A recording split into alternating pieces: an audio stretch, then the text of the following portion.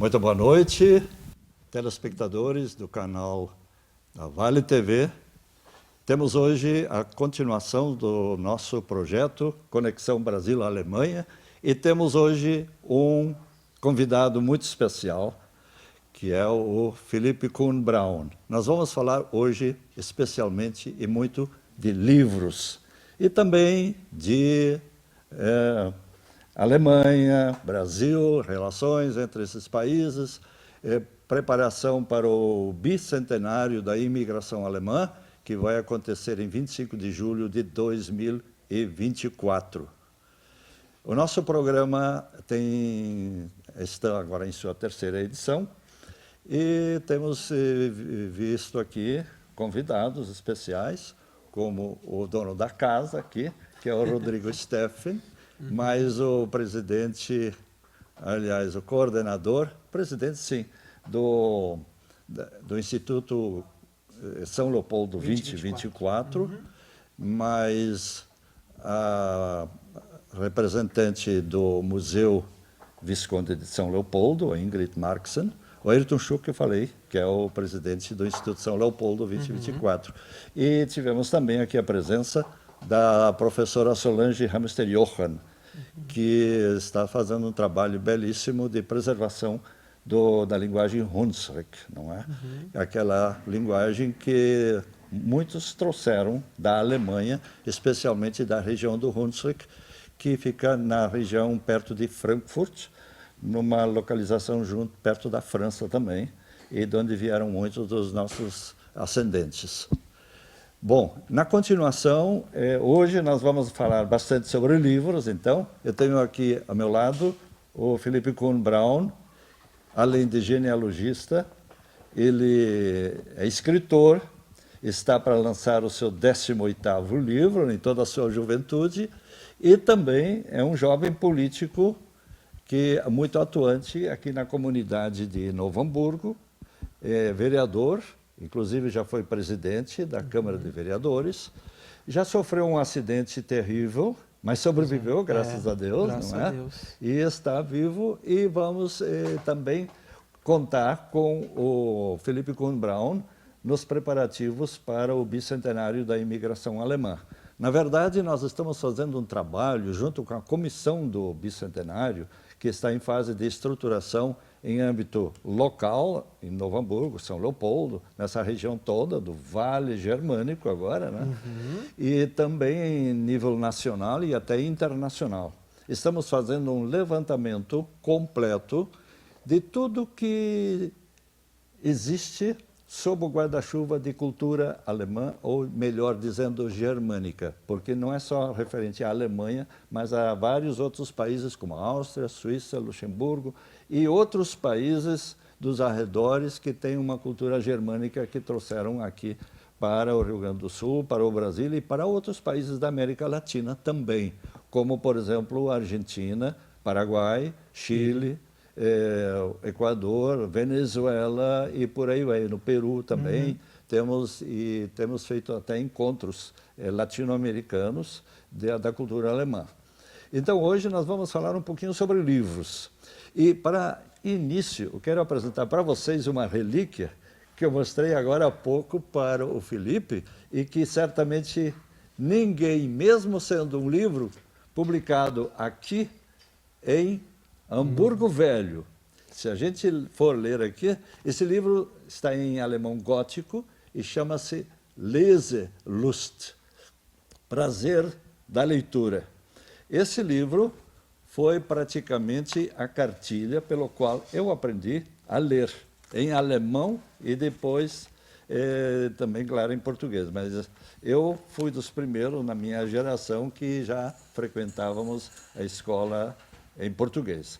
Mas aqui vocês podem ver, por exemplo, todo o livro totalmente ilustrado, mostrando a letra M, por exemplo. Então vem a letra M com uma vaquinha mostrando mu, mi e assim por diante. E assim o U e etc, etc. Mais ou menos como a história do livro O, V, O, como se aprendia antigamente também, né? E o curioso é que naquele tempo a gente tinha a tradição de se alfabetizar em casa, em família. Quando a gente chegava na escola com 7 anos, no meu caso e muito casos de muitos outros lá na colônia alemã, lá em Chapada, antigamente o município de Palmeira das Missões, e que fica entre Palmeira e Carazinho, nós caminhávamos todos os dias para ir para a escola, exatos 4 quilômetros. 4 quilômetros de ida e 4 quilômetros de volta. E tinha duas subidinhas e descidinhas bastante fortes, com respectivos riachos embaixo, né? Então, era esse trabalho todo de valorização que a gente tinha. E não era só leitura. A gente chegava na escola, com 7 anos, sabendo também as operações básicas de matemática, isto é, somar, dividir, multiplicar e diminuir, né? São as 4 operações básicas, até 100, decore e salteado. Eu, durante muito tempo, nem entendia o que era tabuada. Para mim, era taquada, né? Mas a gente ouvia aquela palavra, né? Mas sabia decore e salteado. A gente chegava na escola já com essa formação. E é uma característica alemã. Aqui não havia, antigamente, escolas proporcionadas pelo governo português. Então, o que as famílias faziam? Elas se juntavam nas comunidades e criavam as Gemeindeschulen, as escolas comunitárias, eles mesmos que mantinham, não é? Bom, aproveitando ainda, falando em livros ainda, no caso, esse aqui é um livro anual, que é o Familienkalender 2020. É para o ano que vem, já está à venda nas livrarias Padre Reus, em Porto Alegre e em São Leopoldo também, lá no Santuário. Esse livro custa R$ 32, já estou fazendo um comercial para ele. Mas é para servir de incentivo, para quem ainda quiser, são histórias curtas, aspectos assim interessantes do mundo de hoje, não é? Que é interessante recomendar. E, por último, para depois passarmos para a nossa conversa mesmo, temos também o São Paulusblatt, que é a única revista ainda editada em língua alemã no Brasil. Aliás, não existe mais praticamente jornal editado. O último foi o Deutsche Post, não é? É o Brasil Post, de São Paulo, né? Antigamente havia muitos jornais aqui no Rio Grande do Sul, em toda parte, nas colônias alemãs, o pessoal nunca deixou de ler. Só que depois, pelas circunstâncias da guerra, etc., o alemão foi proibido, houve muita interferência e, infelizmente, muita coisa se perdeu naquele tempo, né? Bom, agora vamos falar do Felipe, que nos surpreendeu. Eu ainda vou revelar um pequeno segredo para muitos. O Felipe foi homenageado em 2014, em Porto Alegre, no Centro Cultural 25 de Julho, no dia 18 de julho, dia da chegada dos alemães a Porto Alegre, antes de chegarem a São Leopoldo, dia 25 de julho, uma semana antes. Então, sempre no dia 18 de julho, na época, se comemorava a chegada dos alemães a Porto Alegre. E em 2014, o ano dos 190 anos da imigração alemã, nós homenageamos o Philipp Kühn Braun com a distinção Imigração Alemã Jovem Revelação. Já naquele tempo nos impressionava o Philipp Kühn Braun e, felizmente, está continuando essa trajetória de muita pesquisa, de muita dedicação e de exemplo para muita gente, né? Nós contamos, então, com esse exemplo do Philipp Kühn Braun. E agora vamos ao seu trabalho. Obrigado, Silvio, né? Cumprimentar você, as pessoas que nos assistem na Vale TV, através do canal da internet, da NET mesmo, né? Então, assim, eu participo de algumas atividades aqui, né, no Estação Hamburgo, hoje estar também no Conexão Brasil-Alemanha, é realmente uma grande alegria, né, porque São vários anos de pesquisa sobre a história de Novo Hamburgo, sobre a história da região, sobre os imigrantes alemães e seus descendentes, né? E se hoje tenho bastante material, como dizia para você anteriormente, dizendo agora, reforçando aos telespectadores, se tenho 40 mil fotografias antigas, 400 mil nomes de imigrantes alemães e descendentes, a genealogia de algumas famílias até o século VIII, até o século IX, mais de 1000 anos de história de diversas famílias, inclusive, que aportaram, que chegaram aqui no Rio Grande do Sul. Isso também é porque muitas pessoas colaboraram, muitas pessoas acreditam e muitas pessoas, claro, também, depois do trabalho pesquisado, podem ver a materialização dessas histórias através dos livros que publico e que publiquei, né? Felipe, nós vamos fazer um pequeno intervalo. Antes, nós queremos que vocês se comuniquem conosco através do e-mail contato@brasilalemanha.com.br ou também através do telefone com código 51 9997, eu vou repetir, 997 15 0944 com WhatsApp, e podem me mandar as suas mensagens. A partir do próximo programa, nós vamos transformar esse Conexão Brasil-Alemanha num telejornal. Vai ser bem diferente, nós vamos ter um telejornal com participação intensa de vocês, em primeiro lugar, como telerepórteres. Vocês podem mandar as suas mensagens gravadas em celular, na posição horizontal, para ocupar realmente a tela, não é? E de toda parte nós queremos receber, então, mensagens para o contato @brasilalemanha.com.br ou pelo telefone 51 997 15 0944. Até daqui a pouco, pela Vale TV de Novo Hamburgo e emissoras que estão e plataformas que estão associadas. Muito obrigado. Até mais.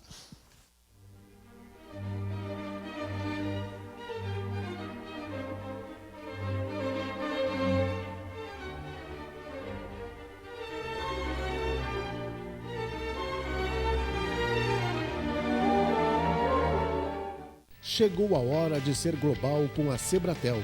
Internet rápida, segura, links de peso dedicados, data center e muito mais. Na Sebratel, contamos com uma equipe qualificada para atendimento exclusivo e suporte local, e na busca de soluções para as mais diversas necessidades. Contamos com uma rede de empresas parceiras por todo o Rio Grande do Sul. Assine Sebratel e viva o sucesso do seu negócio. Seriedade, responsabilidade e comprometimento refletem a alma da Campal, empresa cuja missão é proteger e orientar seus clientes ao crescimento e prosperidade através dos serviços contábeis, consultoria especializada e assessoria jurídica. Nossa estrutura física e tecnológica tem investimento constante para assegurar o melhor para nossa equipe e nossos clientes. São 30 anos no mercado, havendo conquistado nome e crédito de muito respeito e idoneidade. Somos o seu parceiro para o crescimento sólido. Campal.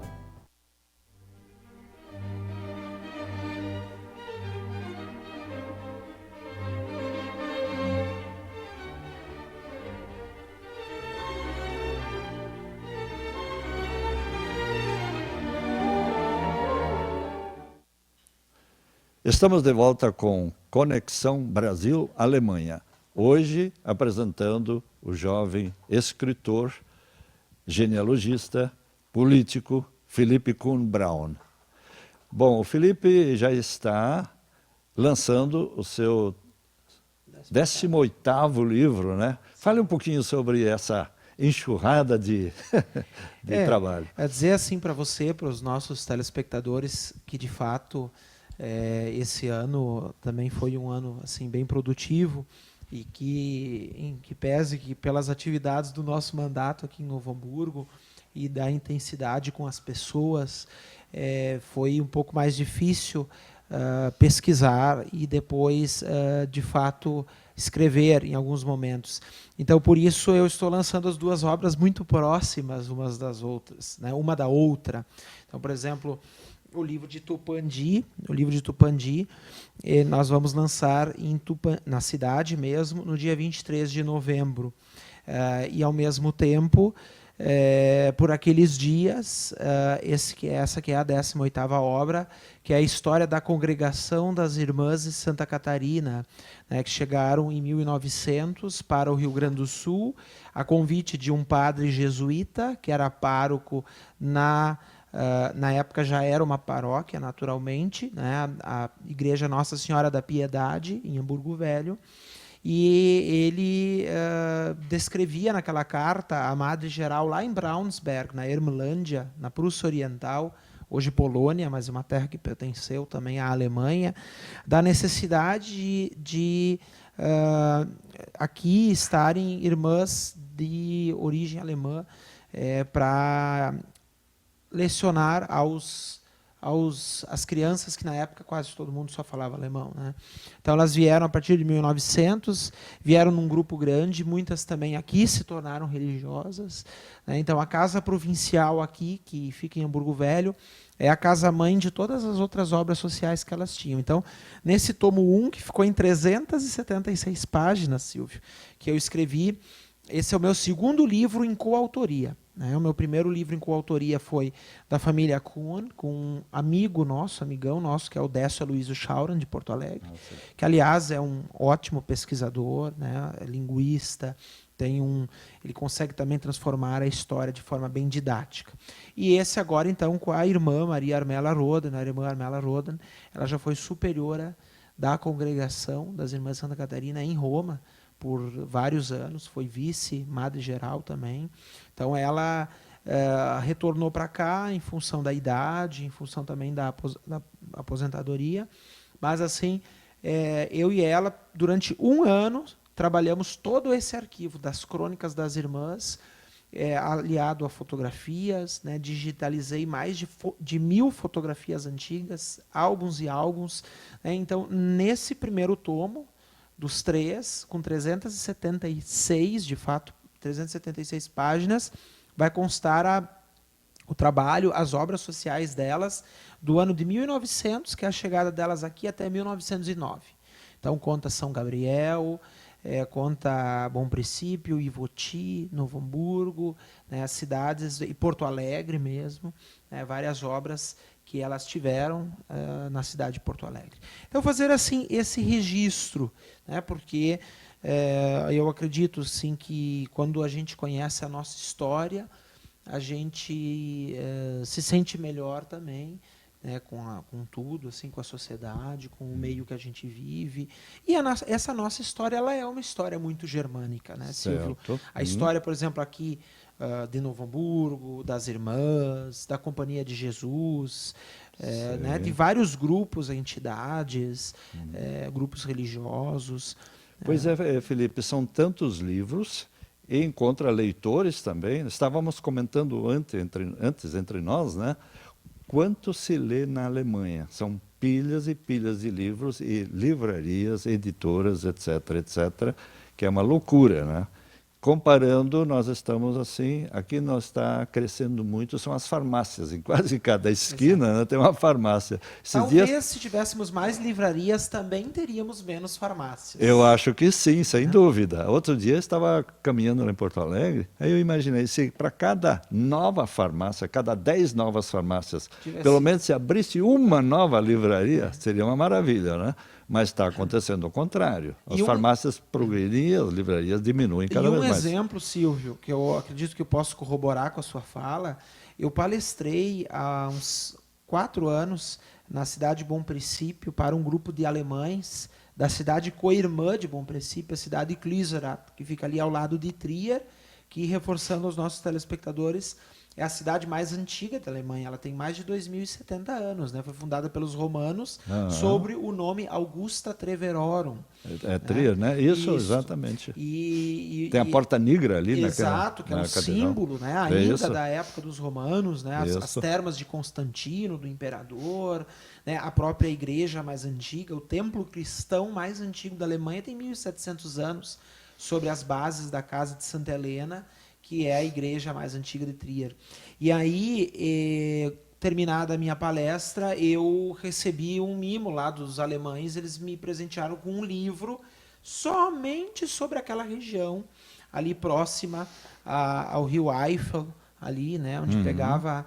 E aí, eu achei curioso que ele disse assim, mas isso é uma pequena tiragem. É uma pequena tiragem, porque nós não tínhamos muitas condições, porque é um livro muito local. Sim. Aí eu folhei, logo no início, 6.500 exemplares. Aí eu pensei assim, poxa, 6.500 exemplares, para eles é uma pequena tiragem.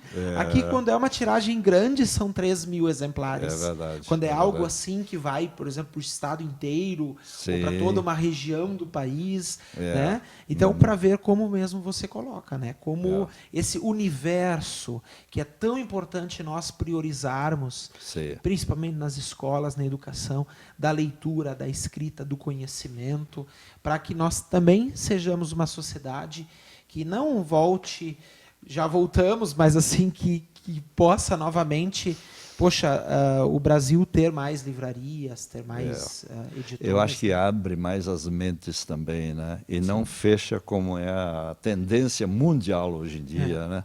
Cada um vai na sua barricada. Eu sempre comparo, digo, nós estamos voltando à guerra de trincheiras, que foi a característica da Primeira Guerra Mundial. Franceses e alemães se combatiam em trincheiras e avançavam à medida que tinham mais poderio. E isso acabou há mais de 100 anos já, em 1918, não é? E já passamos do 2018 e estamos voltando às trincheiras, não é?